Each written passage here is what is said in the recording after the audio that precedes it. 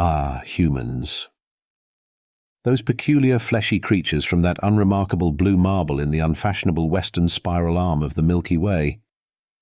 Who would have thought they'd be the ones to make us, the galaxy's finest xeno-medical professionals, question everything we knew about biology? But here we are, gathered around an operating table, staring slack-jawed, well, those of us with jaws, at a sight that would make even the most jaded Zorgon bartender spill his hypernova highball. Let me set the scene for you, dear listener. Picture, if you will, the pristine halls of the Galactic Central Hospital, its walls gleaming with a sheen that would make a Mercury's surface look like a dusty old attic. The air? So clean you could perform open-heart surgery on a Fluberian dust mite. Not that they have hearts, mind you, but you get the point. Now, zoom in on Operating Theatre 42. Because of course it's 42, the universe does love its little jokes. Inside, you'll find an assortment of the galaxy's most brilliant medical minds. There's Dr. Quibble Fnorp, his 7 eye stalks swiveling in all directions like a grotesque bouquet of periscopes. Next to him, hunched over a console of blinking lights and incomprehensible readouts, is Nurse Slorgax, her tentacles flying over the controls with the grace of a drunken octopus at a rave. And then there's me, Dr. Xylophone Bumblebee. Yes, that's my name, and no, I don't want to talk about it. I'm the one with the iridescent exoskeleton and the look of perpetual confusion etched onto my mandibles. It's an expression I've perfected over years of dealing with the medical mysteries of the universe, but today, it's genuine. Why, you ask? Well, let me tell you about our patient. Strapped to the operating table, and by strapped, I mean loosely draped with what appears to be decorative tinsel because apparently that's all it takes to keep a human in place, is one Jonathan, just call me Johnny Smith. Now, Johnny here isn't your average human. Oh no, that would be far too simple for the universe's twisted sense of humour. Johnny is what humans call a Florida man, a subspecies so baffling that even other humans regard them with a mixture of awe and terror. Johnny's medical chart reads like a comedy of errors written by a particularly sadistic god with a fondness for slapstick. Previous injuries include, but are not limited to, alligator-related misunderstandings, multiple occurrences, ill-advised firework experiments, and my personal favourite, hammock installation gone horribly wrong. But today's reason for admission takes the cake, frosting, candles, and the entire bakery. You see, Johnny here decided it would be a brilliant idea to try and high-five a spaceship. Yes, you heard that right. A spaceship. In flight. Now, I know what you're thinking. But Dr. Xylophone, and again, please don't ask about the name, how does one even attempt such a feat? Well, dear listener, according to Johnny's rather colourful explanation, which involved a lot of gesticulating and sounds effects that I'm pretty sure humans don't usually make, it involved a homemade jetpack, a case of something called Pabst Blue Ribbon, and a dare from his buddy Cletus. The result? Johnny's right arm, from the elbow down, is currently orbiting Earth as the world's most morbid satellite. So here we are, the galaxy's finest medical professionals, gathered around this human who, by all accounts, should be a cautionary tale about the dangers of combining low intelligence with high enthusiasm. Our mission? Reattach his arm. Simple enough, right? We've reattached limbs on thousands of species. Piece of cake. Plus lax 5,000. A dab of Insta-Heal. Maybe a sprinkle of Bone Be Gone for good measure. And voila. Good as new. Except we can't, because Johnny's arm, remember, is currently enjoying a lovely view of Earth from about 200 miles up. No problem, says Dr. Quibble Fnorp, his eye stalks doing that unsettling dance they do when he's feeling smug. We'll just grow him a new one. And that, my friends, is where our tale takes a turn for the bizarre. You see, we've perfected the art of limb regeneration for most species in the galaxy. Zagorbacks can regrow an entire body from a single toenail clipping. Flurbians shed and regrow limbs as casually as humans change their socks, a disgusting habit if you ask me. Even the notoriously slow-healing Plutonians can sprout a new appendage in a matter of weeks. But humans? Humans are special. And not in the, oh, how delightful and unique way, more in the, who in their right mind designed this hot mess body way. Their bodies are a paradox wrapped in an enigma, deep-fried in irony, and served with a side of what the actual quasar. They can't regrow limbs, but they can regrow liver tissue.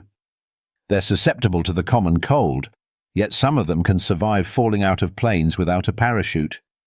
They're simultaneously fragile and indestructible, and it makes absolutely no sense. So when Dr. Quibble-Fnorp confidently declares we'll just grow him a new one, I can't help but laugh. It comes out as a series of clicks and whistles, but trust me, in my species, that's hysterical laughter. Grow him a new one? I chittered incredulously. Quibble, my dear colleague, have you been sniffing Jupiterian swamp gas again? Humans don't regrow limbs. It's like expecting a Vogon to write good poetry or a gargantuan slug to win a sprint race. It just doesn't happen. But Quibble-Fnorp, bless his gelatinous heart, is nothing if not persistent.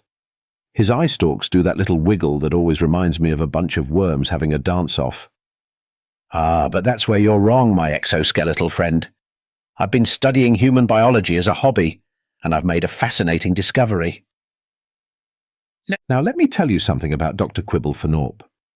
His hobbies are legendary in the medical community, and not in a good way. His last hobby involved trying to teach quantum physics to a species of sentient moss. The moss ended up with an existential crisis, and we had to call in a team of botanical therapists. So, you'll forgive me if I was a tad skeptical. Oh, really? I said, my mandibles clicking in what I hoped was a suitably sarcastic manner. And what, pray tell, is this fascinating discovery? Have you found a way to harness the power of human stupidity as a regenerative force? Because if so, our friend Johnny here should be sprouting extra limbs any second now.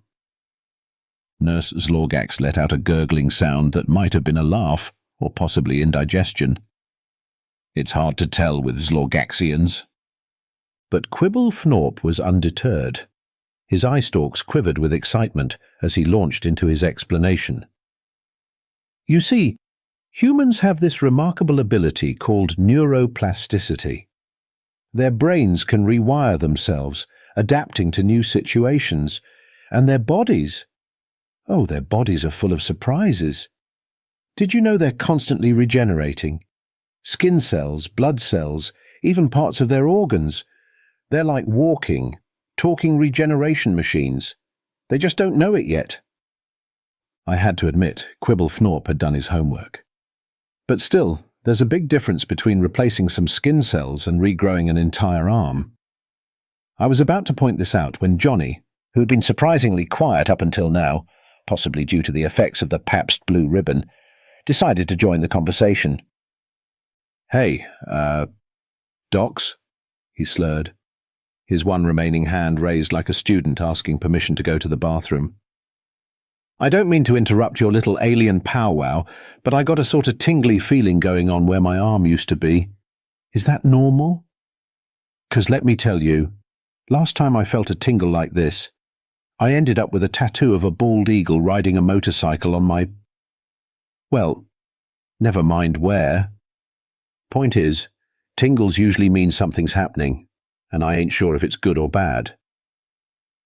We all turned to look at Johnny's stub of an arm, and... Sweet mother of Andromeda. There, before our very eyes, was a sight that defied all logical explanation. The stub was moving, pulsating, changing. Great googly moogly, I exclaimed, because sometimes human expressions are the only ones that truly capture the magnitude of a situation. It's growing! And indeed it was. Like a time-lapse video of a plant sprouting, Johnny's arm was regenerating. Bone extended outward, followed by a spider web of veins and arteries. Muscles knitted themselves together, wrapping around the new skeletal structure. Skin flowed like water, covering the raw flesh, We stood there, a group of supposedly highly educated medical professionals, gaping like a bunch of Betelgeusian codfish. Our collective medical knowledge, gathered from every corner of the galaxy, spanning millennia of scientific advancement, had just been rendered obsolete by a Florida man who thought high-fiving a spaceship was a good idea. Nurse Slorgax was the first to break the stunned silence. "Well, slap me with a Saturnian eel and call me Shirley," she gurgled. "I've seen some weird shit in my time, but this takes the biscuit frosting and the entire damn bakery." Dr. Quibble-Fnorp's eye stalks were practically tied in knots as he tried to observe the phenomenon from every possible angle. Fascinating. Absolutely fascinating. The rate of cellular regeneration is off the charts. The precision of the regrowth is unprecedented. This changes everything we know about human physiology. I, for my part, was torn between scientific awe and the unsettling feeling that the universe was playing a cosmic joke on us. But how?" I stammered, my mandibles clicking rapidly in agitation. "Humans don't do this! They're not supposed to do this! They get paper cuts and complain for days! They catch colds and act like they're dying! They're not supposed to casually regrow limbs like they're scorebacks or something!" Johnny, meanwhile, seemed remarkably unfazed by the whole situation. He watched his arm regrow with the mild interest of someone watching paint dry. "Huh," he said, flexing his newly formed fingers. "That's pretty neat. Hey, you think this means I can finally win that hot dog eating contest? 2 hands are better than 1, am I right?" I didn't know whether to laugh, cry, or submit my resignation from the medical profession right then and there. As we watched in a mixture of horror and fascination, Johnny's arm continued to regenerate. Fingernails sprouted, hair grew, even the pattern of freckles on his original arm reappeared in exactly the same configuration. It was as if his body had some sort of backup system, a biological blueprint that it could reference to rebuild lost parts.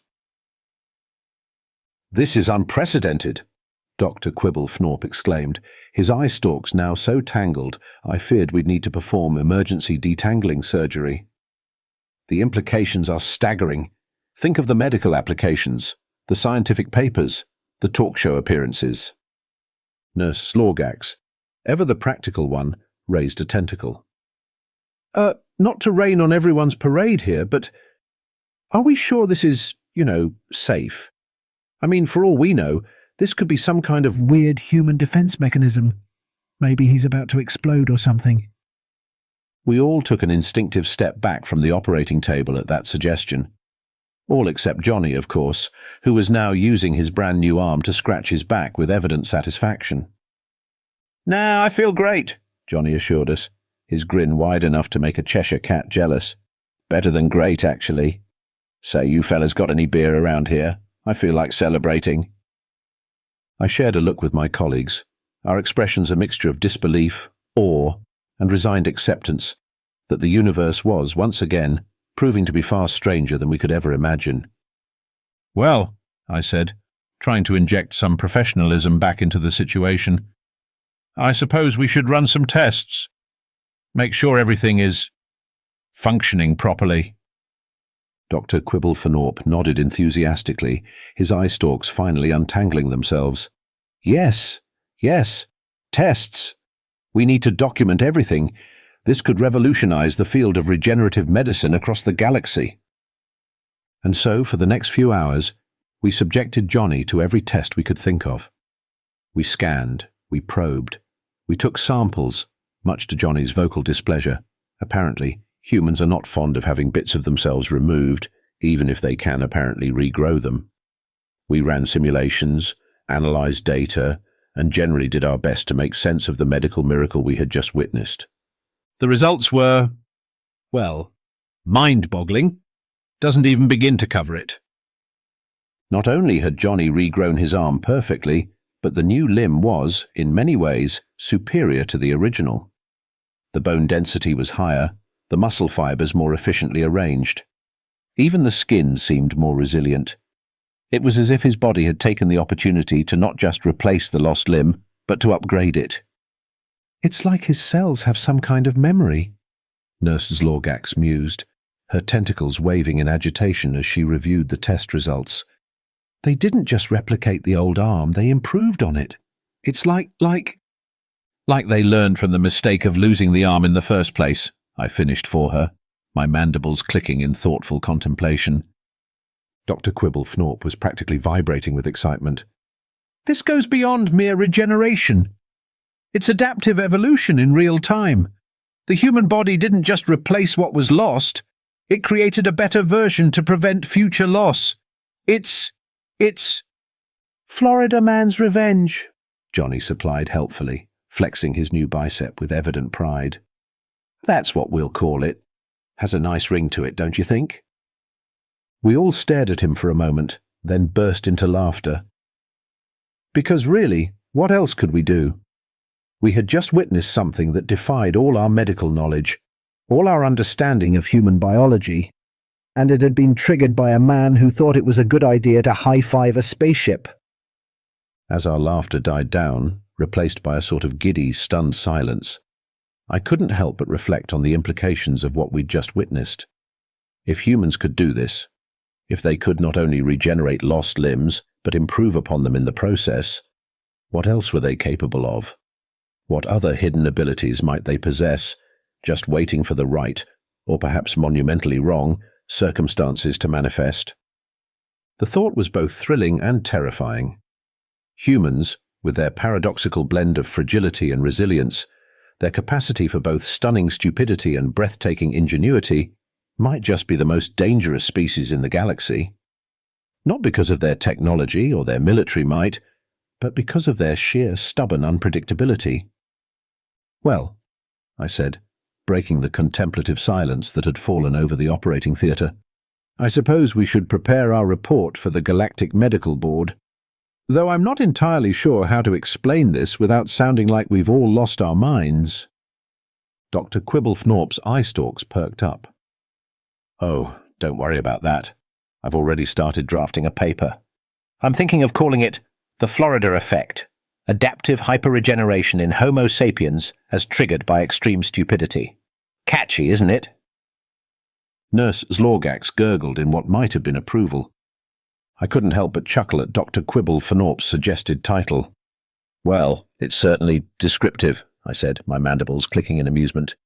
Though I'm not sure the human scientific community will appreciate the extreme stupidity part.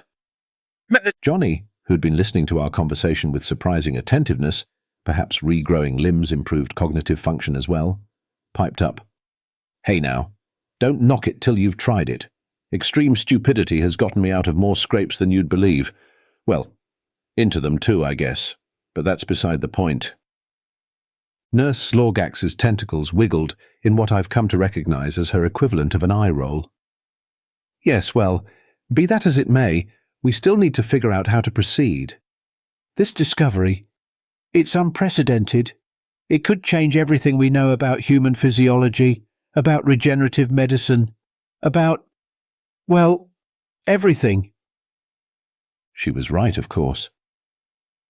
The implications of what we'd just witnessed were staggering. If humans could regenerate lost limbs, and not just regenerate, but improve upon them, what did that mean for the future of medicine, for the future of humanity itself? Dr. Quibble Fnorp's eye stalks were practically dancing with excitement. Just think of the possibilities, he exclaimed. We could revolutionize trauma care. No more prosthetics, no more long, painful recoveries, just a bit of... What did you call it, Johnny? Florida Man magic? Johnny grinned, flexing his new arm again. You got it, Doc. Florida Man magic. It's like regular magic, but with more alligators and questionable life choices. I found myself chuckling despite the gravity of the situation. There was something oddly endearing about Johnny's carefree attitude in the face of what should have been a traumatic and life-altering event. It was so human.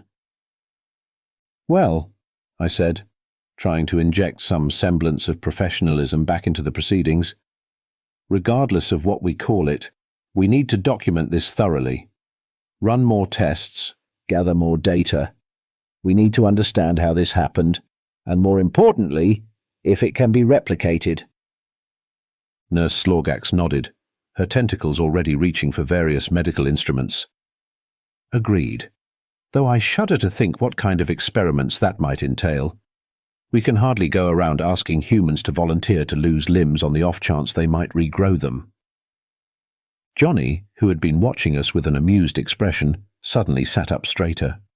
"Hey, I got an idea," he exclaimed, his eyes lighting up with the kind of enthusiasm that I was quickly learning usually preceded something either brilliant or catastrophically stupid. With humans, and especially with Johnny, the line between the two seemed remarkably thin. We all turned to look at him, a mixture of curiosity and trepidation on our alien faces. "Yes, Johnny?" I prompted. Not entirely sure I wanted to hear what he had to say, but knowing it was probably going to be important, or at least entertaining. "Well," he began, gesturing expansively with both arms, and wasn't that a sight to see? "You folks said this whole regrowing thing might be triggered by extreme situations, right? Like the body knows it's in deep doo-doo and pulls out all the stops." We nodded cautiously, not quite sure where he was going with this. "So," Johnny continued, his grin widening, "what if we set up some kind of, I don't know, extreme sports event? Get a bunch of adrenaline junkies together, have them do all sorts of crazy stunts. You know, the kind of stuff that's bound to lead to a few missing fingers or toes at least. Then we watch and see if anyone else starts sprouting new bits." There was a moment of stunned silence as we all processed this suggestion. Then, almost in unison, we burst into a cacophony of responses. "Absolutely not," I chittered, my mandibles clicking furiously. "We can't just set up a human demolition derby and hope for the best." "Fascinating idea," Dr. Quibblethorpe exclaimed, his eye stalks waving excitedly. "Think of the data we could gather." "Are all humans this casually reckless with their physical well-being?" Nurse Slorgax gurgled, her tentacles writhing in what I assumed was a mixture of horror and morbid curiosity. Johnny, for his part, looked immensely pleased with himself. "See? It's perfect. We'll call it the Extreme Regeneration X Games or something. It'll be a hit." I took a deep breath, trying to center myself. Sometimes, dealing with humans felt like trying to herd a group of particularly enthusiastic and accident-prone kittens. "Johnny," I said, trying to keep my voice calm and reasonable, "while your enthusiasm is appreciated, we can't just go around encouraging humans to injure themselves for the sake of scientific discovery. It's unethical, not to mention potentially dangerous." Johnny's face fell a bit, but he rallied quickly. "Oh, come on, Doc. Where's your sense of adventure? Besides, people do way crazier stuff for fun all the time. Ever heard of bull running? Or cheese rolling? Heck, compared to some of the stuff I've seen at the annual Everglades Invitational Gator Wrestling Championship, this would be downright tame." I shared a look with my colleagues, all of us silently wondering if Johnny was joking, or if these were actual events that humans willingly participated in. With humans, it was often hard to tell. Dr. Quibblethorpe, ever the scientist, seemed to be seriously considering Johnny's proposal. "You know," he said thoughtfully, his eye stalks curling in contemplation, "while I agree that we can't ethically set up such an event ourselves, perhaps we could observe existing extreme sports events. Surely, if this regenerative ability is triggered by extreme situations, we might see it manifest in athletes who regularly push their bodies to the limit." I had to admit, it wasn't the worst idea. It was certainly more ethical than intentionally putting humans in harm's way for the sake of our research. "That might actually work," I said slowly, my mandibles clicking in thought. "We could set up a research team to monitor high-risk sporting events, maybe even partner with human medical teams already on site." Nurse Slorgax's tentacles waved in what I'd come to recognize as her equivalent of a nod. "It would certainly give us a larger sample size to work with," she gurgled. "And if we do observe more cases of extraordinary healing, it would help us narrow down the triggers and mechanisms involved." Johnny beamed at us, clearly pleased that his idea had sparked a constructive discussion. "See? I told you it was a good idea. And hey, if you need a volunteer to, test things out, I'm your man. I've been meaning to try my hand at volcano surfing anyway." I chose to ignore that last part for the sake of my own sanity. Instead, I focused on the task at hand. "Right," I said, trying to sound authoritative despite the absurdity of the situation. "Let's draft a proposal for the Galactic Medical Board. We'll need to outline our observations, our hypotheses, and our proposed method of further study." As we set about preparing our report, I couldn't help but marvel at the strange turn our day had taken. We had started out simply trying to reattach a lost limb, and now we were on the brink of what could be one of the most significant medical discoveries in galactic history. All thanks to a human who thought high-fiving a spaceship was a good idea. The universe, it seemed, had a sense of humor after all, and it was just as weird and wonderful as the humans themselves. Over the next few weeks, our lives became a whirlwind of activity.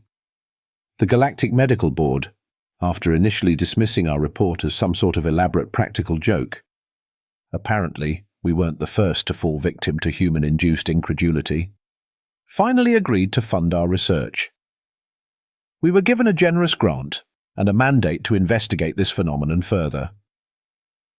Our research team, which we affectionately dubbed the Limb Liberation Front, grew to include experts from various fields.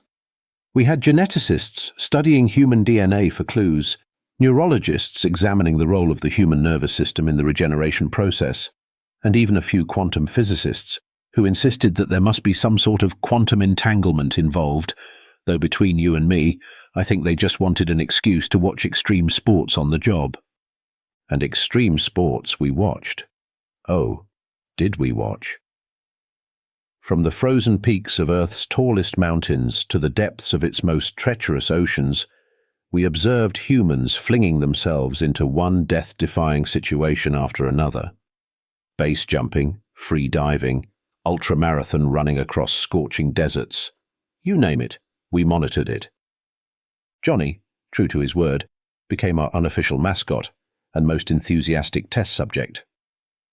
He took to extreme sports like a Zikablaxian to quantum foam, participating in events that made even the most hardened adrenaline junkies pale. Volcano surfing turned out to be the least of our worries. There was the Great Pacific Garbage Patch Freestyle Swim, where Johnny insisted on crossing the infamous trash vortex using nothing but a pair of flippers and a snorkel. Then came the Saharan Sandboard Slam Dunk, which involved snowboarding down sand dunes while attempting to shoot hoops mounted on passing camels. And who could forget the Antarctic Ice Cube Challenge, where participants competed to see who could stay encased in a block of ice the longest. Through it all, we watched and waited, our instruments primed to detect any sign of the miraculous regeneration we had witnessed in that operating theatre. And slowly but surely, patterns began to emerge. It wasn't just Johnny. Other humans, pushed to their absolute limits, began displaying signs of accelerated healing. A skydiver, whose parachute failed to open, walked away with nothing more than a sprained ankle. A freediver emerged from a record-breaking descent with increased lung capacity. A ultramarathon runner's feet, instead of being covered in blisters, developed calloused pads that put even the toughest Gregorian rock treaders to shame. "It's like their bodies are evolving in real time," Dr. Quibblethorpe mused one day, his eye stalks twisted into knots as he pored over the latest data. "They're not just healing, they're adapting, improving. It's as if every brush with death makes them a little bit harder to kill."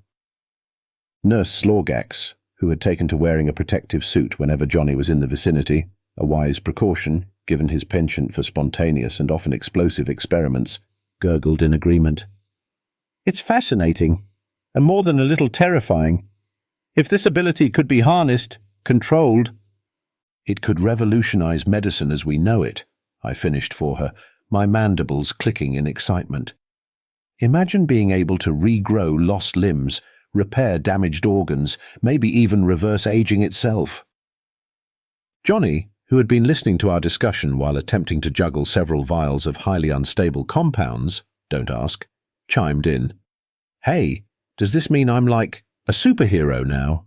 Ooh, I could be Regeneration Man. No, wait, the Incredible Regrow. Yeah, that's the ticket. We all turned to stare at him, a mixture of fondness and exasperation on our alien faces. In many ways, Johnny had become the embodiment of everything we found baffling and endearing about humans. Their recklessness, their resilience, their boundless enthusiasm in the face of, well, pretty much anything. Johnny, I said, trying to keep my voice level, please put down the highly volatile substances before you... I never got to finish that sentence. There was a bright flash, a loud bang, and suddenly the lab was filled with thick purple smoke that smelled oddly of bananas and feet. As the smoke cleared, we saw Johnny standing there, his hair singed, his eyebrows missing, but otherwise unharmed. And was it my imagination, or did his hair seem to be growing back before our very eyes? Wow! Johnny exclaimed, patting himself down in amazement. Did you see that? I didn't even lose a finger this time.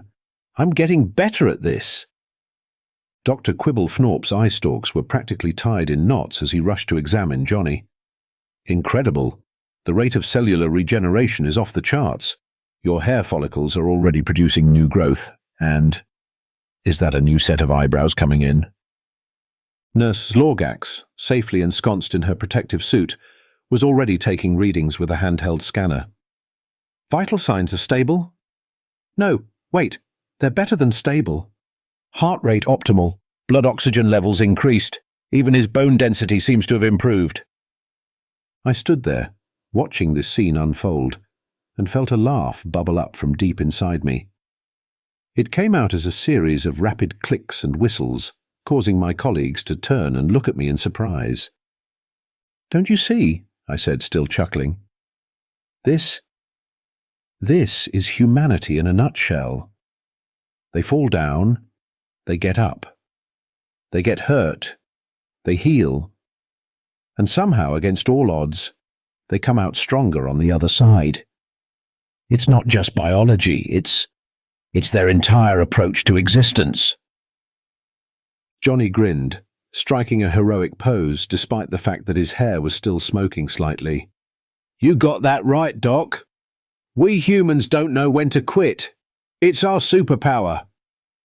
And in that moment, looking at this ridiculous, wonderful, impossibly resilient human, I realized something profound. We had set out to study human biology, to unravel the mystery of their unexpected regenerative abilities. But in the process, we had stumbled upon something far more significant. We had discovered the true strength of humanity, not in their bodies, remarkable as they were, but in their spirit, their unbreakable, unshakable determination to not just survive, but to thrive, to take every setback, every injury, every near-death experience, and turn it into an opportunity for growth. As I looked around at my fellow researchers, I could see the same realization dawning in their eyes, or eye stalks, or sensory tentacles, as the case may be. We had come seeking to understand human biology, but we had ended up learning far more about the human spirit. And somehow, I had a feeling that this was just the beginning. That humanity, with its endless capacity for adaptation and its boundless enthusiasm for pushing boundaries, was destined for great things. That perhaps, in their own weird and wonderful way, they might just be the key to unlocking the next stage of evolution for all sentient beings in the galaxy. As if to punctuate this thought, Johnny suddenly let out an excited whoop. Hey guys, check it out! I think I just grew an extra toe. Anyone up for some six-toed tap dancing? I sighed, my mandibles clicking in a mixture of exasperation and fondness. Yes, humanity was destined for great things indeed. Assuming, of course, they didn't blow themselves up first. But then again, even if they did, they'd probably just grow back stronger than ever. The universe, it seemed, had no idea what it was in for. And honestly, Neither did we. But I, for one, couldn't wait to find out.